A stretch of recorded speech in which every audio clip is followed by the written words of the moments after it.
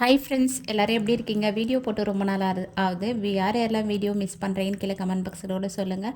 ரொம்ப மாதம் ஆயிடுச்சு. இன்றைக்கி ஒரு சத்தப்பல் வீடியோடு வந்திருக்கேன். ஒரு 2 kg பிளாக் ஃபாரஸ்ட் கேக் வந்து ஆர்டர் வந்திருந்ததா, அதை வந்து ஃபஸ்ட்டு பேக் பண்ணி ஆற வச்சு நல்லா கட் பண்ணி எடுத்து வச்சுட்டு க்ரீம் பீட் பண்ணலான்னு சொல்லிட்டு எடுத்தால் ஃப்ரீசரில் இருந்தது. சடனாக வந்து ஆர்டர்ன்றதுனால நம்மளால் முன்னாடி நாள் வந்து க்ரீமை வந்து ஃப்ரிட்ஜுக்கு வந்து மாற்றி வைக்கணும். அப்போ தான் க்ரீம் வந்து நல்லா வந்து லிக்விடாக இருக்கும். அப்படி இல்லைனா ஃப்ரீஸ் ஆகி ஐஸ் கட்டிகள்லாம் ஃபார்ம் ஆகிருக்கும். நான் என்ன பண்ணேன்னா, சரி உடனே நம்ம பீட் பண்ணிடலாம், நம்ம தான் இந்த சொதப்பலமே பண்ண மாட்டோமேன்னு சொல்லிவிட்டு எடுத்து அப்படியே பீட் பண்ணேன். 2 kgக்கும் சேர்த்து பீட் பண்ணேன். நான் கொஞ்சம் கொஞ்சமாக பண்ணியிருந்தேன்னா கூட இந்த மாதிரி சொதப்பியிருக்காது.